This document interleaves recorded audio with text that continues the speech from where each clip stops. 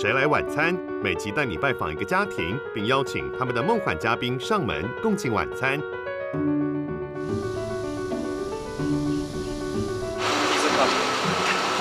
好兴奋啊！快要了2017年8月21日，100年一见的美国超级日全食即将发生。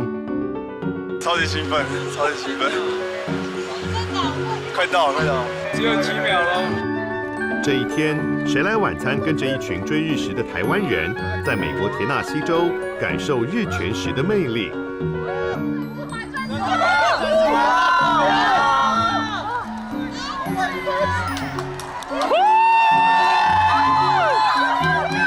太令人兴奋，太令人兴奋，太令人兴奋，太令人兴奋！今天我们拜访的是到处探索天文奇观、全球爬爬灶的教授家庭。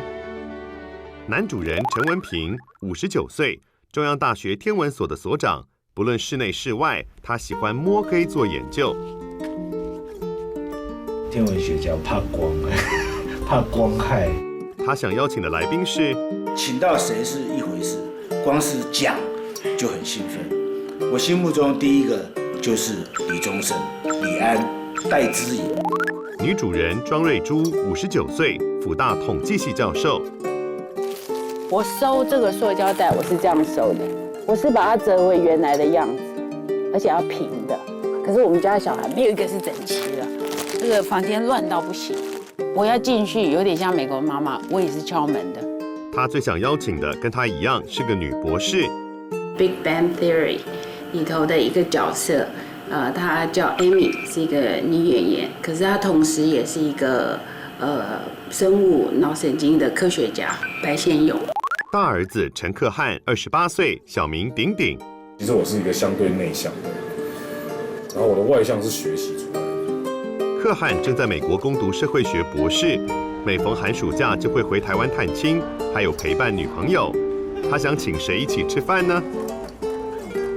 蔡琴吧，我觉得我爸妈应该很高兴，他们非常非常喜欢他。WTO 姐妹会有一位叫欧阳珊的。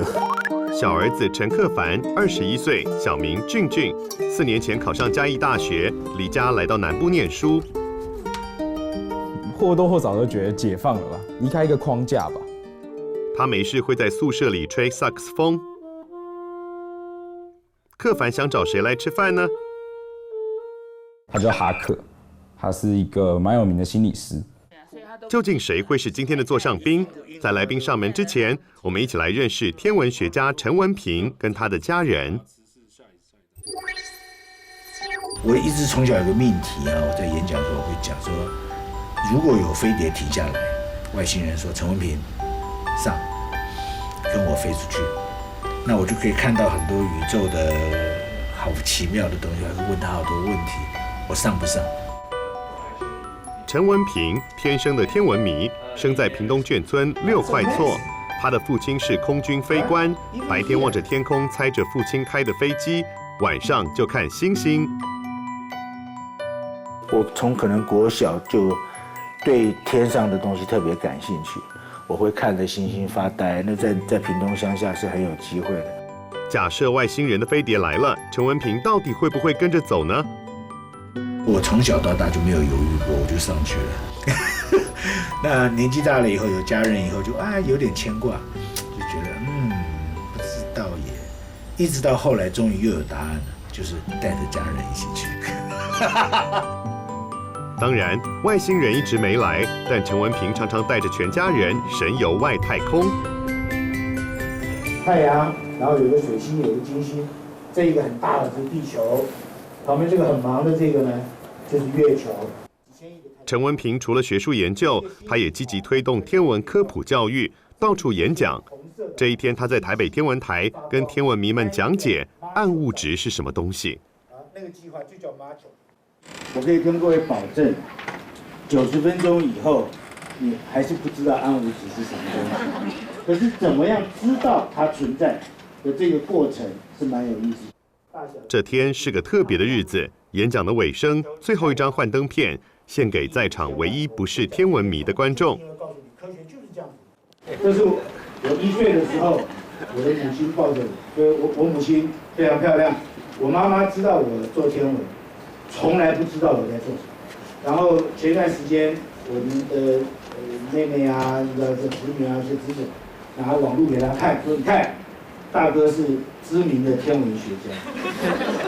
所以现在我在我们家里面的外号就叫知名天文学家。今天知名天文学家带我妈妈来听演讲，第一次，我相信她还是不知道我在做什么。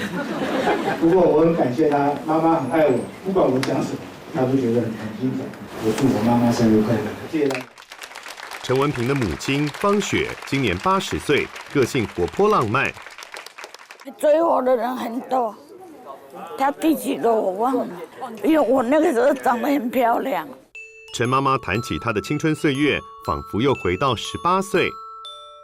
在台南跳舞认识的。在哪里跳舞？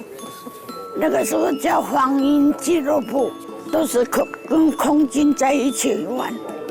那飞行官个个都很帅嘛，他老爸是会战斗机的。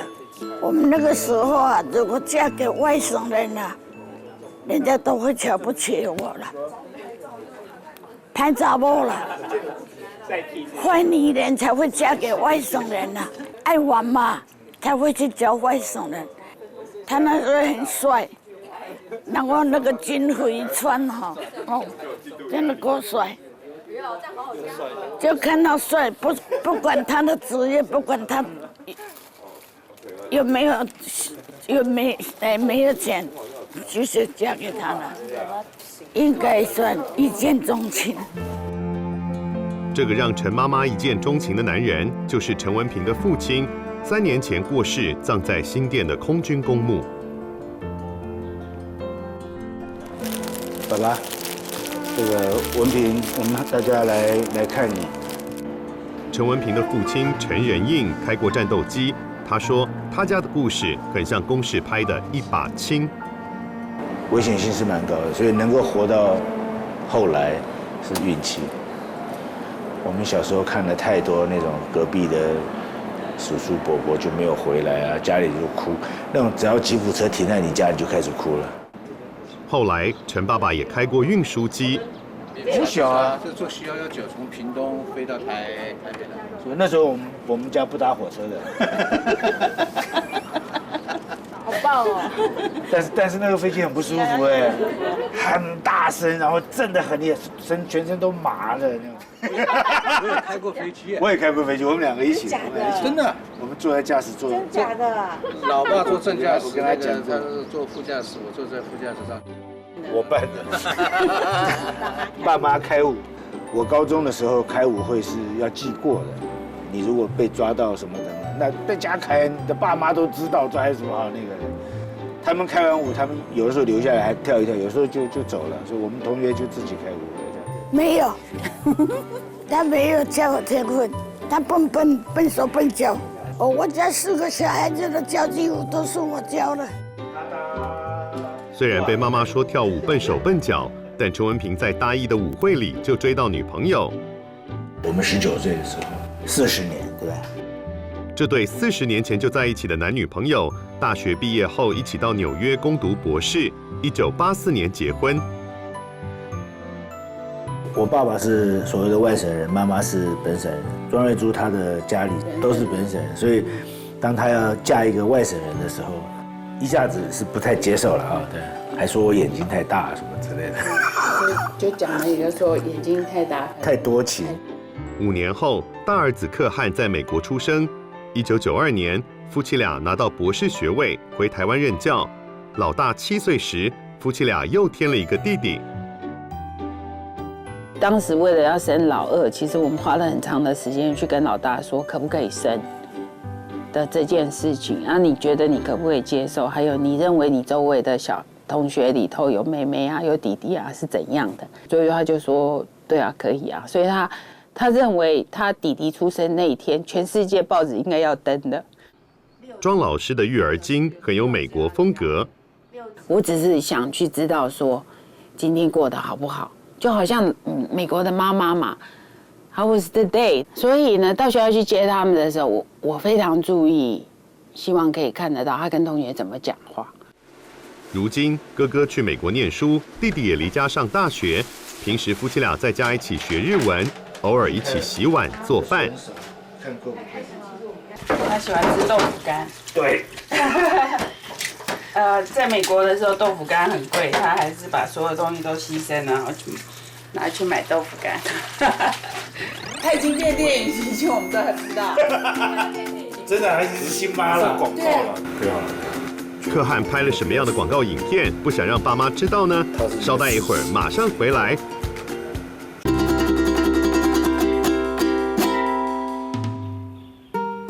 今天谁来晚餐拜访的是住在中立中央大学宿舍的教授家庭，男女主人都是大学教授，小孩都离家去外地念书。小儿子克凡在嘉义大学念书，念大学之后发现自己新的嗜好。我应该也是从大学才第一次来看星星，自己一个人享受星星。然后其实星星来的时候，好快，都快来不及许愿了，就可能交到女朋友啊，然后家人平安啊，然后对啊，然后大学好好度过，对啊，书可以好好念，各种啊。还在美国攻读博士的大儿子克汗，寒暑假都会回台湾。台湾有个要好的女朋友，因为我们每天其实都会视讯啊，然后每天都会通电话，所以还好，所以还可以，还可以。克汗也抽空到嘉义观光，导游是在这儿已经生活3、4年的弟弟。从小就喜欢看历史的东西，然后我也是，我学这个学的比较开心，比较好。然后像譬如进到这里，我也会很兴奋。这是附近的月老庙球，然后那时候遇到了一些比较大的困难，跟人相处很困难，然后我跟他一起去，然后我就顺便也问一下，然后也求个红线。克凡没有恋爱经验，哥哥是他的爱情军师。空的嘛，没有什么东西啊。有你的吗？好了，没有啊，偶尔可以放一点酒啊，没有了。了解，对，好。前阵子克凡搬离学校宿舍，在外面租房子。你贴的啊？哦，不是，这是上一个访客贴的，真的蛮漂亮的。My love grows more with passing time， 不错，蛮适合你。不太适合我，还没有那个 My love 啊。克凡念嘉义大学咨商系，最近学习透过牌卡替人咨商。哥哥是他今天第一个个案。对，就是挑10张你觉得对你来说比较重要的东西。人生吗？还是就是你在意的，你看到你会觉得想要停留的。合理的关系，然后孝顺，或者是说把父母放在，对啊，把父母放在一个重要的一块。对。弟弟专心聆听哥哥述说自己的生涯期许。弟弟未来想要做心理咨商工作，克凡说，聆听是他从小就会的强项。小时候就是听，然后因为我哥就是会一直讲，我那时候才国小，然后我哥已经高中还是大高中啊？高中的时候，对，然后他还跟我讲高中的数学，他还跟我说没关系，我跟你讲很基本的，没关系，你应该可以，好，你听听看。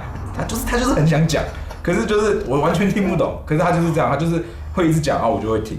我小时候就是很爱，就是很会乖乖的听。克汗、克凡感情很要好。弟弟克凡刚出生时，哥哥已经7岁上小学了。他出生的那一天，就是我还记得是那时候学校还有升旗，然后就张回我们班就说你干嘛？我就说我弟出生了，就很高兴。按什么？但是求学生涯里，弟弟的学业成绩不如哥哥优秀。就下一页了。他们就是念书念上来的吧，所以觉得希望我有比较好的学历。我担心我爸妈会觉得丢脸，对，就是他们可能他们有他们的社经地位，然后可能有时候见的人是可能就更比如说更厉害的教授或者是一些对社会地位高的人，所以我会觉得他会不会在介绍的时候会不会觉得丢脸？私底下啦，就是常常会跟我爸妈讲说，我觉得我弟跟我们是怎么讲？他是一个有自己天分的人，可是我跟我爸妈是，对不起，我这样讲，对，我跟我爸妈都是学术型的人，对我们来说很难想象啊，对不对？为什么数学没有85？克凡的挫折感在大学之后有了改变。嘉义是一个小地方，然后我可能在一个小学校，一个小科系，但是我至少我脱离了一个我父母的一些东西，然后我在努力做出我希望做到的东西，所以我觉得我改变了，我改变我讲话比较有自信了，然后我可以好好跟我爸妈讲一些事情。克凡曾经跟妈妈表达自己真正的想法，比如说他那时候可能会建议我要去考转学考啊，或者是重考或怎么样，对吧？那我就很好的跟他说，我觉得我希望在这边好好的学习，我不太希望再走上，因为我可能不太擅长考试，我不太希望再走上考试的路。一次的也可以说是爆发，就对啊，我妈就理解到，因为我可能也比较少跟我妈妈有这么比较情绪的事，比较这么有情绪，然后那也是我第一次看到我妈妈就是跟我说抱歉这样子，说我不知道你是这么想的，然后我不知道你很痛苦这样子，对，对我来说其实蛮意外的。我常常道歉的，因为我觉得他们的这一代的东西跟我们完全不一样。那我是用比较老师的讲法，就是说我凭什么用我的标准去要求他嘛？那是过去的嘛。那如果我没有接受到新的知识，我怎么知道新的标准是什么？而他今天站出来告诉我说，妈妈现在是怎样怎样，那我就应该要接受。那我觉得有道理啊。要求孩子把话说清楚，是陈文平跟庄瑞珠重要的原则。我以前也是一个不沟通、比较不表达的人，那可能是认识陈老师吧。陈老师是一个非常要求表达的人，所以那个标准可能来自他比来自我还要多。他一定要小孩话讲清楚。兄弟俩确实可能把话讲清楚。谁来晚餐9开播前，节目包装编导在众多家庭受访者里选了兄弟的采访，剪成广告。哥哥克汉看了电视播出后，不希望再播，也不希望爸妈看见。反正我自责要死，因为他剪接的嘛，然后所以只听那句话，我就会觉得好像我在抱怨我的家庭不好，就是抱怨一件不能改变的事情，是一件不公平的事情。你干嘛哽咽？剧超 emotional。对。为什么不要讲到这个？因为这个是没有办法改变的事情啊。你本来心里这样讲，就讲出来，很好。所以你的确承受很多压力，哥哥帮你讲，这样吗？哇，他不行了。不要自责，就是觉得他已经不是个负担，所以就是没有必要特别的讲出来。讲没有关系啦，只是就是已经讲了没有关系，只是说就是他已经不是个负担。爸爸是教授还是妈妈是教授比较麻烦？也不是，但不是这个意思。我一辈子都不会念超过我爸爸，因为你们都顶到底了。我念到什么地步？超过我爸爸。那你怎么走过的？找到方向以后就会比较安心，上大学就会比较安心。而且在家里比较少有讲话的机会，出去比较多。所以就是可以表达自己，然后也可以表现自己，然后对自己比较自信。所以现在你们表达这个，我们就很有收获。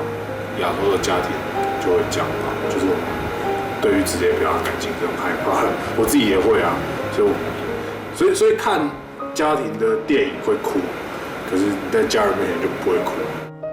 这支让克汉很自责的影片到底剪成什么样子？最后，克汉愿意让全家一起看。它是前导的一部分。哥哥成绩比较好，所以就会小时候那个比较心也很强。可是当发现没办法跟哥哥一样强的时候，那个挫折感蛮强。就他如果生在不是个人觉得不是教授的家庭的话，他压力不会那么大。还好嘛，还好啊，还好。这一天，陈文平带着家人来到他另一个位于海拔2862公尺的办公室，坐落在嘉义南投交界处的中央大学鹿林天文台，也是台湾唯一的学术观测天文台。上山没有捷径，你得爬坡600公尺，直线上升，海拔120公尺。那你们要不要先吃？没关系，我们好，可以先吃。我们还好。这是我带新的浴巾来，就留在这边大家用。哦好。然后这个是我们刚刚买的菜。哦，还有刚好切这个。不论刮台风、下大雪，一年四季都有员工留守。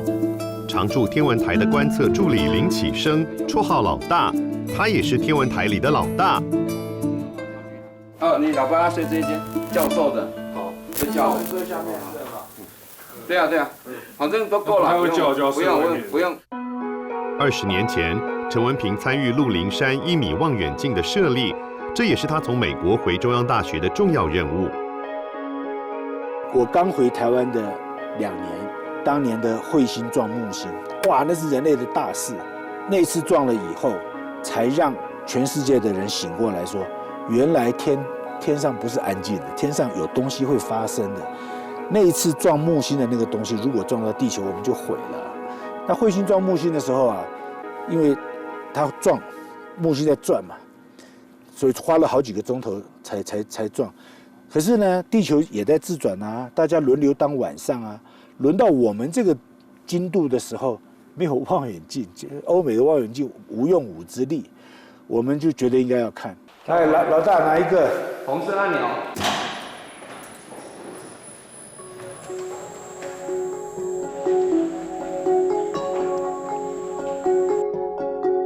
2002年，1米望远镜落成，在当时已经不算全球顶尖的设备，但多年来也造福台湾许多学术单位。这一天，陈文平除了例行性的探访天文台之外，他另一个任务要来试一下他的新镜头。他即将跟一群天文爱好者到美国追日全食。当你飞了20个小时，1万多公里来到美国，看100年一见的日全食，你会想做什么呢？那个想订婚戒，瞬间。有没有人求婚？有没有人求婚？再求一次啊！好，不要走开，下段更精彩。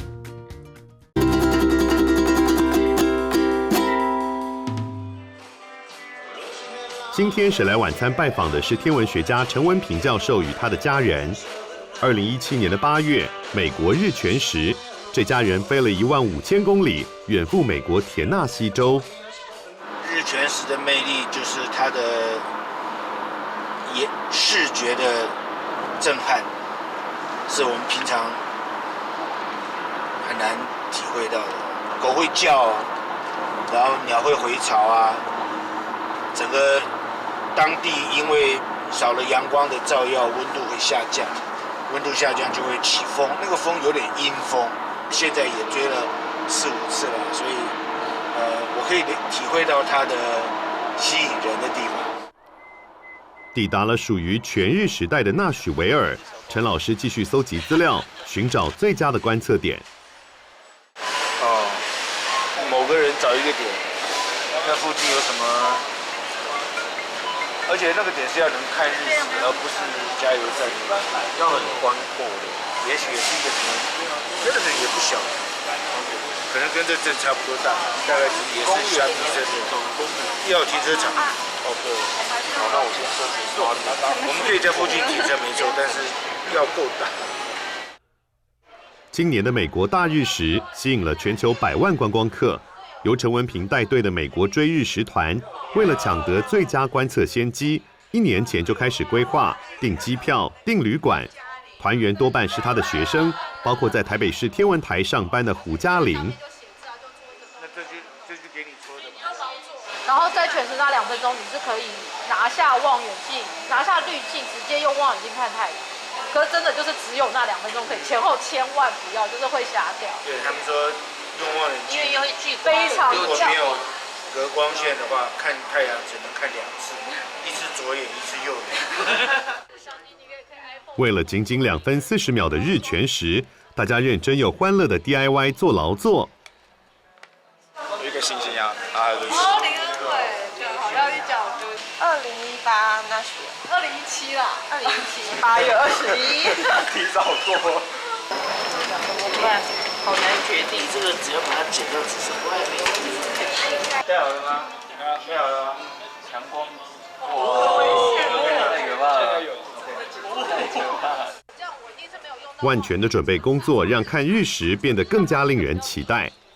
没有 morning call。OK， 好。然后也没有早餐。然后我们煮做好了啦。我们大家下来就出发了，我们再来 organize 车子，不要太多部车。万一有 contingency 的话，驾驶留在车上，其他的就可以去看。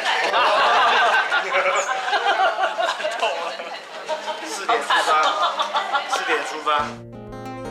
8月21日当天，虽然日全食的时间是在下午1点28分，为了避免塞车，得提早出门，大家提早了6个小时抵达目的地。这样对着停很好啊。这样大家够叫。Party time。日食这一天开的趴，就是尽情的玩光影游戏。Oh wow! Look at that. It's not round shape. It's the shape of the sun. 这是一个针孔成像的原理。太阳光透过这个孔之后，它就会成像在地上。那它是一个反向的成像，所以在天空中，月亮是在这个方向，是因为它是反向的成像，所以它变成在另外一边。From everywhere, actually from everywhere, not just from Taiwan. All right. These folks gave me the Taiwan Observatory glasses. I hadn't arrived with any. And a huge thank you. You guys were so helpful giving these out to many kids and to me and to other people around. So that really makes a huge difference and allows so many people to really have a safe enjoyment of the event. Yeah. 越来越凉哦，又起风了，超赞的！很期待，马上就要日全食了，很兴奋。我觉得最重要的是你要跟一群就是好朋友一起看，感觉很不一样。那个老婆生日快乐，8月21号，恩伟。日全食，好的照片网络上很多，我自己觉得光看太阳拍其实也没什么意思，而是要有地景。表示你在哪里？那可是摄影的事情呢？我觉得还是交给专业的人。如果对于第一次就欣赏，就看，用眼睛看，那不要分心。那你如果按快门能够按个1、2张，有就有，没有也就无所谓。我们现在在影子里了吗？哇！不是。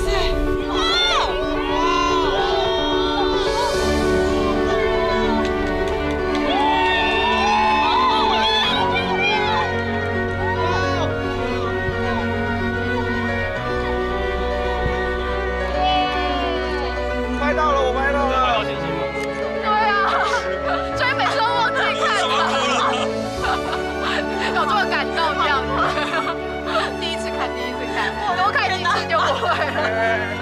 好美哦呀，好美啊！宇宙实在不可思议。然后又有这么多这个新交的朋友，然后老朋友在一块儿，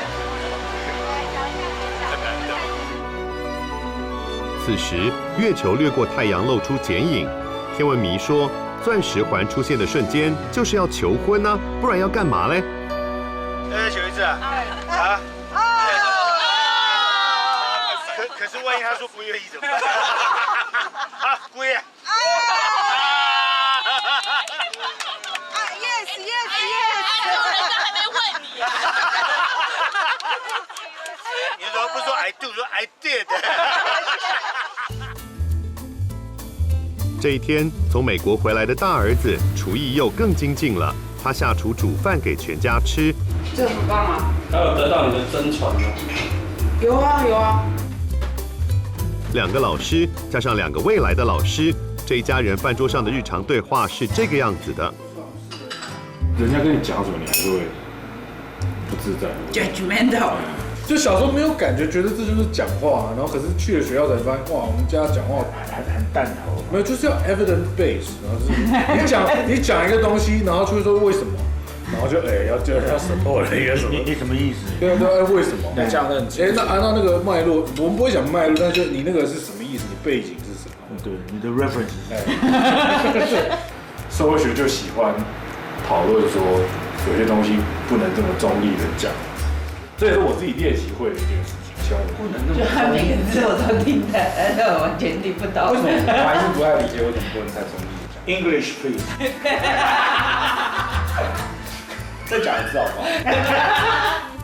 这样的日常对话，过去老幺克凡很难在饭桌上插话。你们的话题，我有时候就是我不知道怎么接资讯的时候是比较不知道怎么接，因为我就是听不太懂。所以有时候我也会不想讲。不要说单字不懂，那你们的话题本身我们太高，所以你才会吃饭就不讲话了。对啊，我就是说起来的那个，所以不过当然上大学就不一样了。老二的个性是这样的，我们当然因为在国外住过，然后他哥哥大嘛，年纪大，所以他的英文当然就比较先一点走。所以我们常常就会讲，像他讲的有些单字他就听不懂，就很多字的时候，那他就是把自己锁起来。不过，经过美国的日食之旅，克凡对于学英文这件事已经改观了。我可能好像长期以来还是有一点点就是不以为然，其实没有到排斥的，就是只是有一点，我为什么一定要非要这个语言不可，然后非要学习这个语言不可？那我现在开始觉得，这不是非要不非要的问题，其实就只是一个能力。但是我这一次来美国，我会觉得。我开始比较欣赏这个国家，然后我发现我的英文能力可以应该可以稍微生活啦，所以就会觉得，其实我开始重新思考这件事情。其实我爸也有跟我讲过，就是其实我也有赌气的一面啊，就是在家里面，他就说这个赌气的这个东西其实没有什么好处。然而，做老师30年的陈文平也理解小孩的压力。当老师是很讨厌，就是他有个个性就是自以为是嘛，然后辩论起来都会讲的堂堂皇皇。那以小孩或学生来讲的话，因为他属于比较弱势，在讲理方面他讲不过，即使他是有理的一边，当老师的会讲得很堂皇，所以这是当老师的小孩一个，我认为是一个很吃亏的地方。陈老师还开玩笑说，家里很少跟流行，也很少八卦，所以小孩都很可怜。所以他们都很可怜，他们那种什么最新的歌星明星都不太知道，所以才会提什么李宗盛啊、蔡琴。陈文平说，他爱开玩笑，其实是想刺激小孩思考。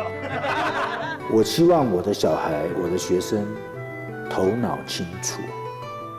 所以我对这个要求很高，所以我小时候就会开始跟他们斗嘴，就是说故意逗你一下、讲你一下，所以他们就会常常话要讲清楚什么什么。不过这样的训练并没有让兄弟俩愿意把心里的话都说清楚。他们的把话讲清楚，有点像是你要有逻辑。我自己的感觉啊，就是他们你讲话有逻辑，要要讲得很清楚，可是不是在讲，就是说那种。就是什么事情都要摊开来讲，他们不是秉持这种。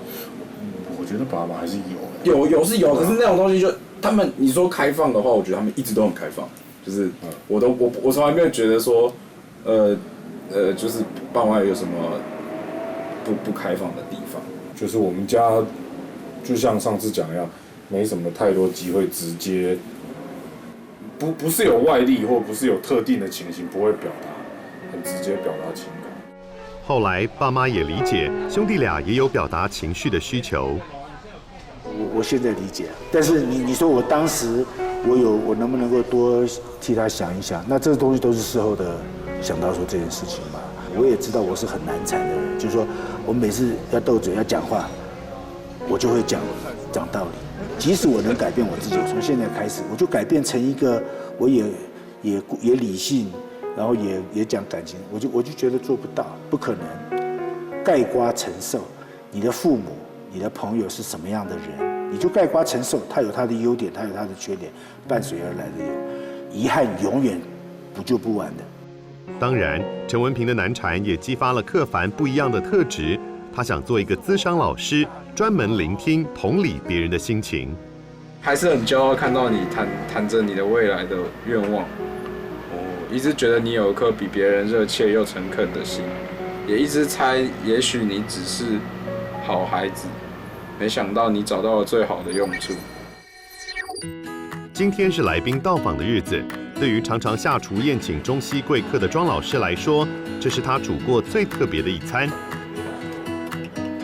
今天是最特别的一次煮菜，不知道要请谁，很特别的经验，不知道菜要煮软一点呢，还是煮硬一点，煮辣一点还是煮酸一点。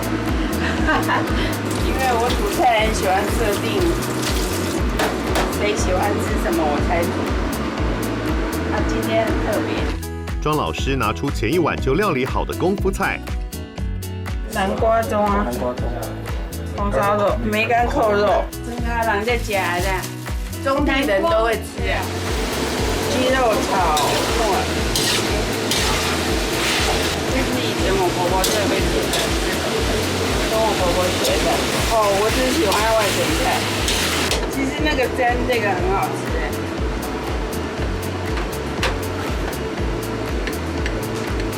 清蒸鱼，还有凉拌海鲜、高丽菜、虾米、竹笋炒咸蛋，差不多就这样吧。父子三人也忙着整理餐桌。就这样子，就像 dinner in India。对，India。我们应该趁客人在的时候做这件事情。快点啊！你说，哎呀，是你啊，来，蒲红毯。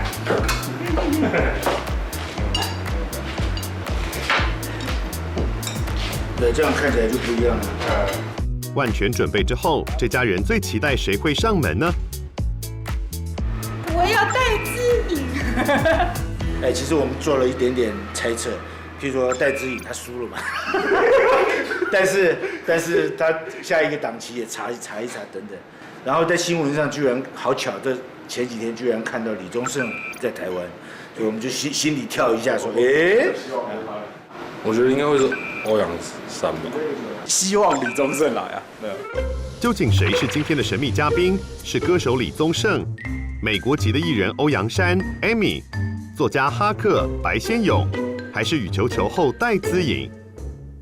没有经验，没有经验，我可以问吗？到底是哪一位来宾上门，让兄弟俩掏心掏肺的踊跃发问呢？稍待一会儿，神秘来宾即将登场。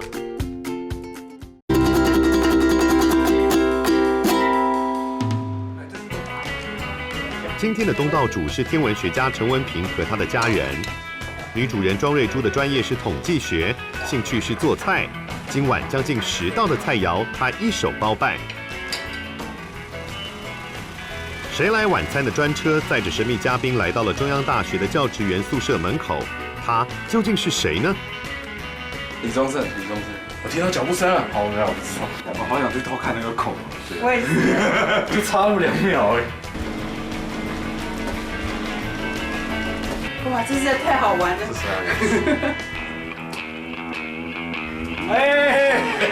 欧阳珊，欢迎！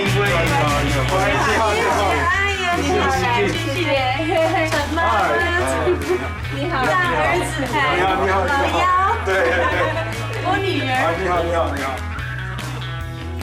答案揭晓，今天的来宾是 WTO 姐妹会的人气王欧阳珊。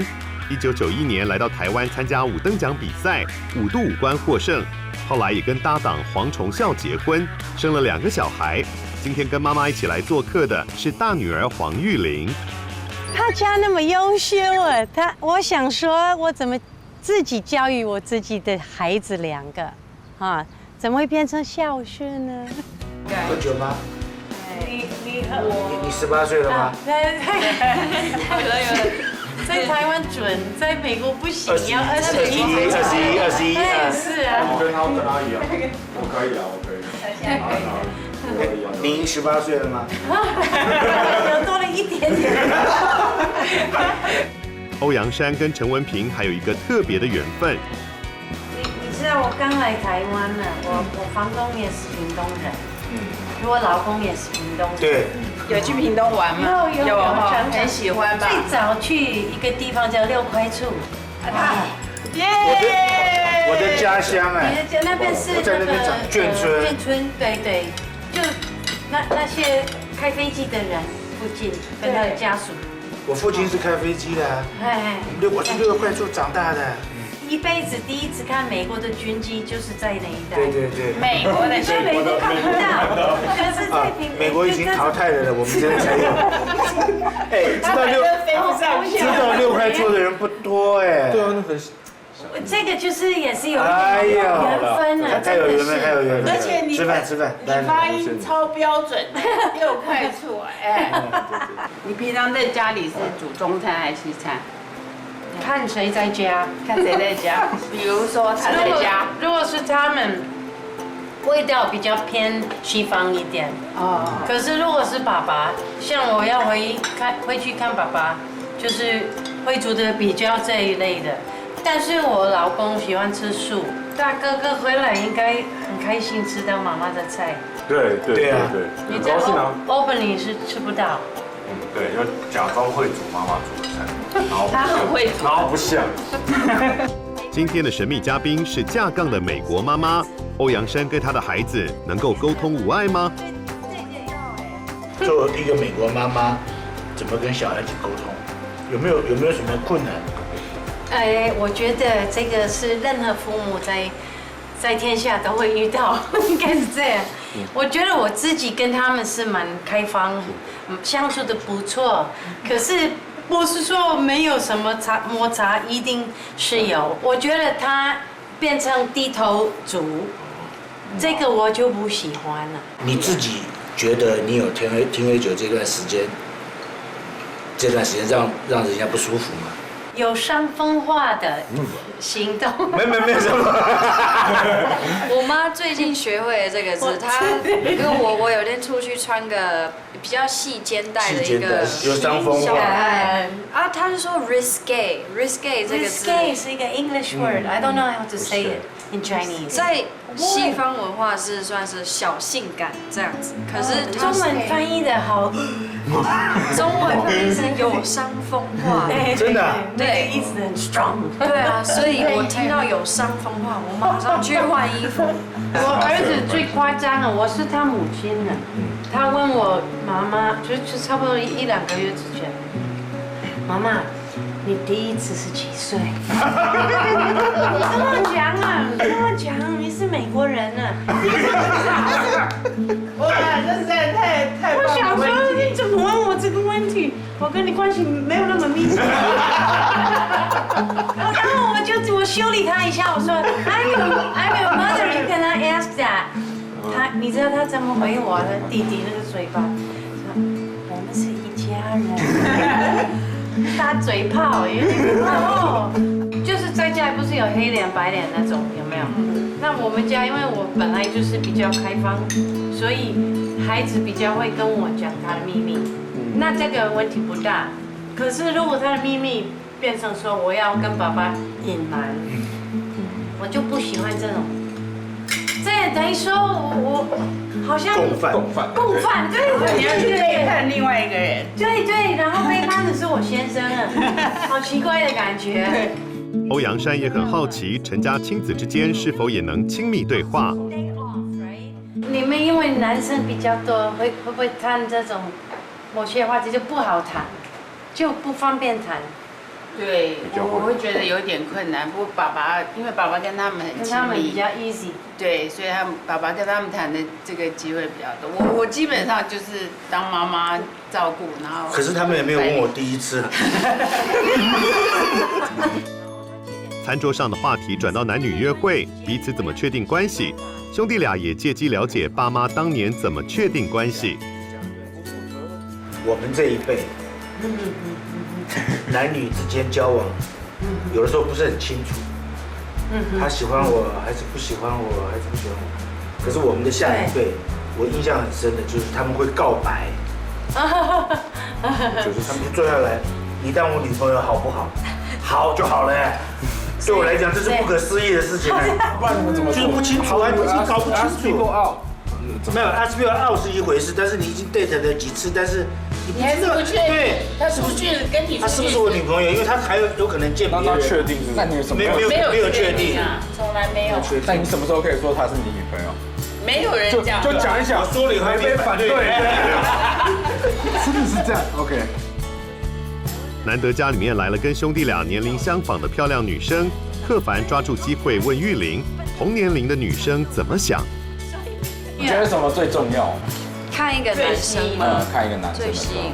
我觉得身世很重要，就是要看那个男人什么，就小举动，像开门啊，谁先进先出，然后或是椅子什么，谁先让位，或是就算就是进出一个走道谁先什么，就是那种基本的，男生就是感觉。他在测试马跑。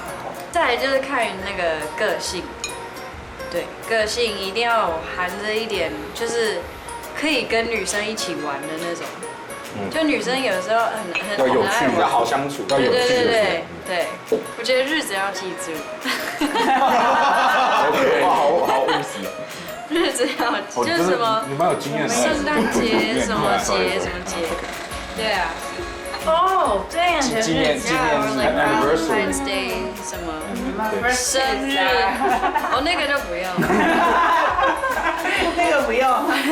我们就说正常的 commercial 的这些。对，或是几天吧。哦，几天我那个倒是觉得还好。两家人穿插两种语言，没有隔阂的交换意见。在座不论是台湾妈妈或美国妈妈，也许表达方式不同，但他们想说的爱是一致的。这一碗美食配着笑声，开心的度过。你想不到我有多开心呢，就欢喜的心呢。陈家跟我家真的不一样，可是很多方面也一样啊。所以今天看到他孩子的成长，我的孩子也差不多年龄啊。其实我们可以互相学习很多东西，而且我做的菜很棒，可是我输给陈妈妈。其实我一开始来有点紧张，然后不是不想来，是因为是陌生人家，但是非常意料之外，他们这家人都非常的友善，然后很好聊，很好相处，然后也不会没话题。我觉得欧阳珊就跟他在电视上差不多，很开朗，然后很愿意聊天，然后他的语言能力比我想象的好太多了，实在太好笑了跟他讲话。对，然后他女儿很落落大方啊，非常高雅的一个女生，讲话也很可爱。这也是中文能力要够好，而且他还会穿插台语，我自己台语都不太好，对，所以我还蛮佩服的。女儿就跟电视上一样漂亮，看到那么漂亮都会紧张一下。刚才在想说，就是会挑这个，可能跟我们的主题还蛮有关系的，对，所以还蛮巧思，然后雕起来很愉快。很高兴今天有机会，我们家来的客人不太多，然后来吃饭的更少，不知道会谁来的绝无仅有，所以这种surprise 啊，这种意外是一个很好的一个经验。我们今天的客人是我们全家都很熟悉的一个角色，那我觉得他对台湾的观察非常的深入，而且有做这个文化的比较，那很高兴他把我煮的菜带走，让我很荣幸哈。黄玉玲，我妈妈飞走，你也可以吃啊。这样配起来比较可口。那这个竹笋放到罐头，它味道就变了。我认为，你在国外要买新鲜的非常不容易，所以在台湾吃的那个口感是啊。妈妈煮的都很好吃，没有煮过不好吃的。整颗哈。我们现在